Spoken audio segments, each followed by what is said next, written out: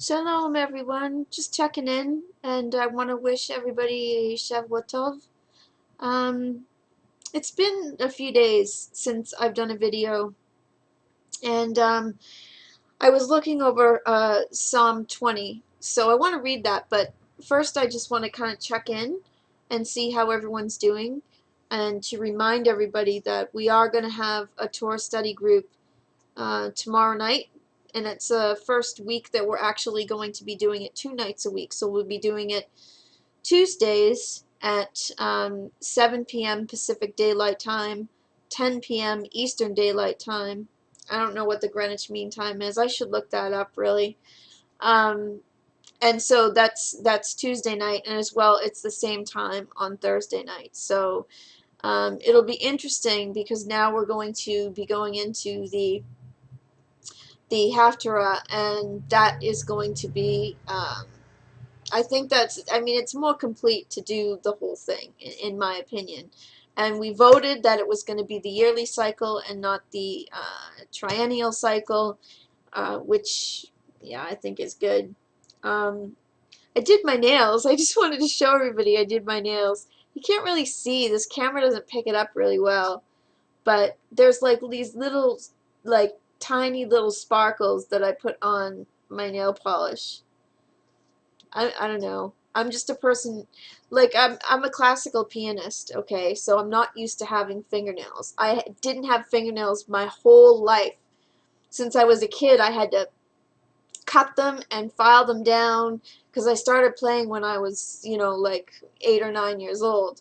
So, not until recently have I had fingernails, and part of it is because I don't have my piano with me, um, so that I let my nails grow because I'm not practicing every day, and second because I have carpal tunnel syndrome, so I have to get my wrists operated on, because when you go to music school and you're playing classical piano, inevitably when you get older, like I have, you're going to have problems. You're going to eventually get arthritis in your fingers, um, and you're eventually going to get carpal tunnel where the nerves in here get cut off from repetitive strain, and that happens from playing the piano. I mean, it happens to most pianists. So I'm not really looking forward to that operation. I'll probably have that operation within the next couple of years. Um, yeah, so I mean, we've this all kinds of therapy. I mean, it's sometimes even difficult for me to type. Um, I don't like typing. Like all of my Skype friends know that I'm not really one for typing out, because it just puts a lot of strain on my wrists that I don't really need. I'd rather not type. But yeah, I just want to check in and see how everyone's doing, how everyone's Shabbat was, and mine was pretty much the same as it always was. I sleep. I love to sleep. I mean, it just, even not on Shabbat, I love to sleep.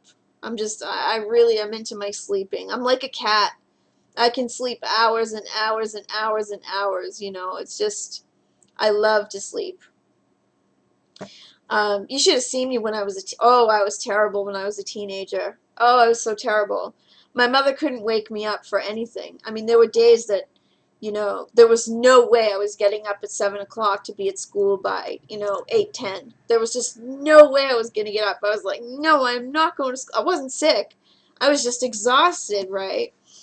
And yeah, that made for some really interesting fights with my mom because my mom knew that I was not sick, right? And so we used to get into some pretty heavy scuffles over that. I usually won out in the end, though, because I just refused to physically move. It was just like she would do everything to try to wake me up, to like ruin my sleep, right? To make me go, "Oh, okay, screw it, I'll just go to school." But she didn't realize that I was the kind of person that you could, like, pour water on. You could like flick up the shades and have all the light come in, and you could yell and scream, and I'd just sleep right through it. Um, And even if I did wake up, I'd just pass right out again. So that's pretty. That's kind of been me my whole life. I'm a sleeping kind of cat person. So anyway, I looked over Psalm 20. Now I have to admit that what inspired me was a video by Reb Shlomo. He's a Karaite Jew. I don't have any issue with his belief system. I don't agree with it, but I know he was recently false flagged, and I don't like false flagging. I don't like it when people's freedom of speech is taken away from them. This is a democracy. Just because I disagree with him doesn't mean that he doesn't have the right to make videos and say what he wants to say. And so, I don't agree that, God is evil and all this other stuff, And so I was like looking through the Psalms, and I'm like, yeah, Psalm 20, because it just says to me what I want to say. So I'll just read it right now. This is for the leader, a Psalm of David. May the Lord answer you in time of trouble. The name of Jacob's God keep you safe. May he send you help from the sanctuary and sustain you from Zion. May he receive the tokens of all your meal offerings and approve your burnt offerings. Selah. May he grant you your desire and fulfill your every plan. May we shout for joy in your victory, arrayed by standards in the name of our God. May the Lord fulfill your every wish. Now I know that the Lord will give victory to his anointed, will answer him from his heavenly sanctuary with the mighty victories of his right arm. They call on chariots, they call on horses, but we call on the name of the Lord our God. They collapse and lie fallen, but we rally and gather strength. O Lord, grant victory. May the King answer us when we call. So that's kind of my sort of response to, I guess, the Karaite position. I mean, yeah, okay, I can see that, God is, not exactly doing all nice things, but it's not all bad, and I think there are, reasons, and, I don't want to get into a big, huge discussion about it, because I'm only familiar with some of the basic ideas of Karaite Judaism, and to be honest with you, like I said, I don't want to get in a fight with anybody. But I will be honest and say that that's what inspired me to read that psalm. Because I guess I see God as I see God as an avenger. Yeah, but I see God as an avenger to do justice. Mm. And so that psalm to me is about God being there for people who want God to be there for them. He is justice. He is the avenger. He will take care of you in your time of need. And that's been my experience throughout my life, right? When I started to have a conception of what God was, and understood how to communicate with God,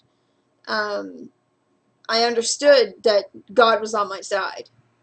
Even though bad things happened, like the other day, okay? The other day, my precious bicycle got stolen.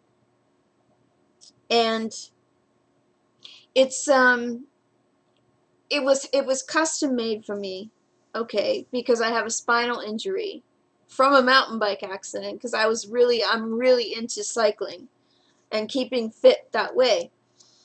So this bike was like so important to me. It was the way I get around. I speed around the city on that bike. And it feels good to do it. And all of a sudden, that freedom was taken away from me.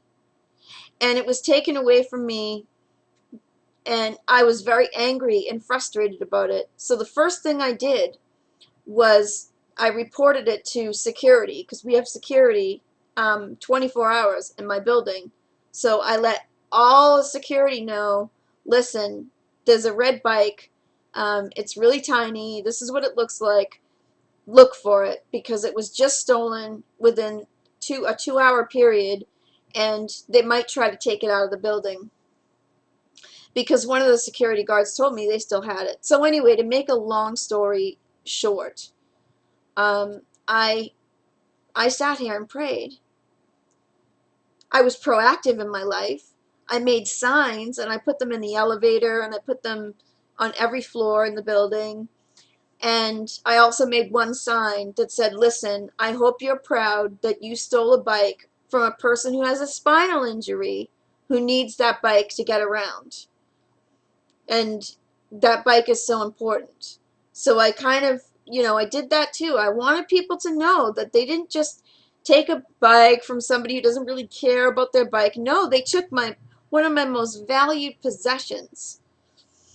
And wouldn't you know it, within almost 2 days, I got my bike back. The person got so guilty for taking my bike that they brought it downstairs to security in the middle of the night at like 5 o'clock in the morning. And I got a knock on my door at 5:30 in the morning, and my bike was wheeled back to me. It was taken back to me. In the same condition. Nothing, the lock wasn't even moved from it. It was totally untouched. And I went through a period when that bike was stolen, being angry at God. Like, how could you do this to me? You know? You know that's my bike. You know that that was custom made for me. Just that whole, kind of dramatic thing where you're like, what? Why are you doing this to me? But instead of focusing on that, I just focused on prayer. I prayed. I said, listen, you need to help me get that bike back. You need to help me get some kind of bike. That I need that kind of, that's it's my second spine, it's the way I get around. I can't be without it. And that's what I did. So that's why I see God as somebody who metes out justice, and who does do good for people who pray to him and love him. So, yeah, that's my story, and I'm sticking to it. I hope all of you are well, and I look forward to your comments, and of course I look forward to seeing you tomorrow night. Okay, shalom.